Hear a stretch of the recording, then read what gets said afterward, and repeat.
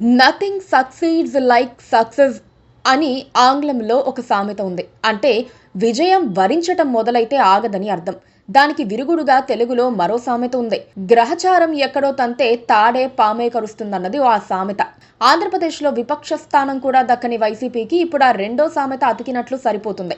ప్రతి తప్పు వైసీపీ మెడకు చుట్టుకుంటోంది. ఎవరేం మాట్లాడినా అందులో వైసీపీ ఇన్వాల్వ్మెంట్ లింక్ అయిపోతోంది.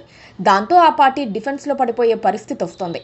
పైగా వైసీపీలో చాలా తెలివిగా ఉంటారని భావించిన వాళ్ళు, జగన్ రెడ్డి కోటరీ అని చెప్పుకుంటున్న వాళ్ళు కూడా చిల్లరగా చాలా చిన్నగా ప్రవర్తిస్తూ అడ్డంగా బుక్ అయిపోతున్నారు.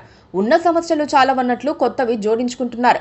అది కొమ్మినేని అయినా, సజ్జల రామకృష్ణారెడ్డి అయినా సరే ప్రవర్తన ఏమాత్రం సహేతుకంగా లేదు. అమరావతి వేశ్యలన్నా, సంకరజాతి అన్నా తప్పు లేదని ఎవరైనా భావిస్తే అది పొరపాటే అవుతుంది. వేటగాడికి జింక చిక్కినంత సులభంగా వైసీపీ వాళ్ళు టీడీపీ ప్రభుత్వానికి చిక్కిపోతున్నారు.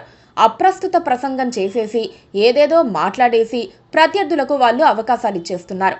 ఏపీ రాజధాని అమరావతి రాష్ట్రానికి ఎంత సెంటిమెంటో అర్థం చేసుకోలేకపోవటం వైసీపీ బాపతు అసమర్థతగా కూడా చెప్పుకోవచ్చు.